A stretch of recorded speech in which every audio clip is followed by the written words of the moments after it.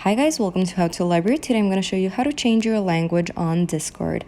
So first things first, we're going to need to go to our Discord profile, and for us to go there, we need to look at the bottom 5 icons that are the bottom of my screen.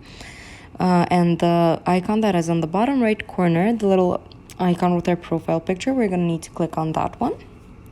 And that will bring us here. So once we get here, we need to scroll down a bit. And we get to app settings, and then we have voice, appearance, accessibility, and then language. We're gonna need to click on language, and once you get here, you're gonna see all the languages, and I'm gonna pick Greek, and automatically everything changed to Greek.